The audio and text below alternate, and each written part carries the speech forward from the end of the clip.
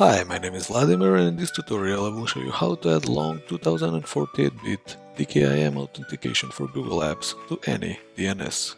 The end result is having Google Apps showing the status of authenticating email using domain keys identified mail, or DKIM for short. To begin, log into your Google Apps admin panel and click on Apps. Next, click on Google Apps and choose Gmail. Now scroll down and click on Authenticate Email. Here you can choose the domain name for which you would like to use DKIM authentication. Choose your domain and click on Generate New Record. Here you can enter an optional prefix selector. This is only needed if you have more than one DKIM on the same domain. You can use any word you like or just leave the default one. To continue, click on Generate. Now comes the second part, which is updating your DNS settings. For better security, Google Apps uses a longer 2048-bit key. This improved security comes with a trade-off because it causes issues with DNS services that are only limited to 255 characters. To resolve this, we'll register a new DNS record with a DNS service that supports 2048-bit keys, while still keeping the old DNS for the domain itself. For this example, we'll use Cloud DNS. Create a new free account on Cloud DNS and go to your dashboard. Now, next to DNS zones, click on Add New. Choose Free Zone and create a new subdomain for the DKIM. You can use any available name that you like. Once you choose your subdomain, click on Register to continue. Next, click on TXT from the menu. Now, go back to your Google Apps admin panel and copy the TXT record name. Now go back again to Cloud DNS and click on Add New Record from the menu. In the field Host, paste your TXT record name that you've copied. Now copy the TXT record value from Google Apps and paste it into the points-to field on the DNS. Click on Save to continue. Now we have set up the 2048-bit DKIM key, but we'll need to point our current DNS to the new record. Log into your domain DNS provider.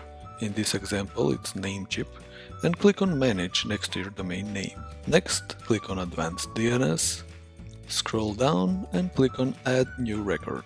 Here, don't choose TXT record as before, but select CNAME record instead. Go back to your Google Apps admin panel and copy the TXT record name again. Paste the TXT record name in the host field on your domain DNS. Now here comes the tricky part that makes all of this possible. Go back to Cloud DNS and copy the full host name, including the subdomain name. Paste this in the target field of your domain DNS. You can choose any time to leave or leave it on automatic and click on the checkmark. It might take from few minutes to few hours for all the changes to propagate. You might want to check if the changes are live using a DKIM validator. You can find links of 2 free validators in the description of this video below. Simply enter the selector words that you've used in the Google Apps in the first phase. In this example it's Google, and enter your domain name. If it shows that the DKIM key record is valid, you have successfully added DKIM to your DNS. Please note that not all DKIM validators can support 2048-bit keys, and they might even show that your key is not valid. That's why I've provided links to these 2 great tools that are known to work properly.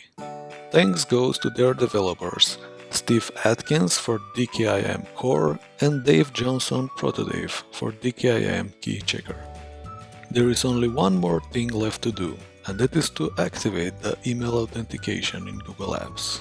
To do this, go back to your Google Apps admin panel and click on Start Authentication.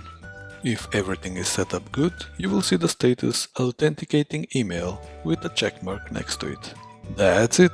You've just successfully added 2048-bit DKIM authentication to your Google Apps emails. Big thanks also goes to Jenny Vell from Google Apps for her amazing support and dedication that helped a lot in making this solution possible. I hope you find this tutorial useful, give it a thumbs up if you liked it, subscribe if you want to see more videos like this, and thank you for watching.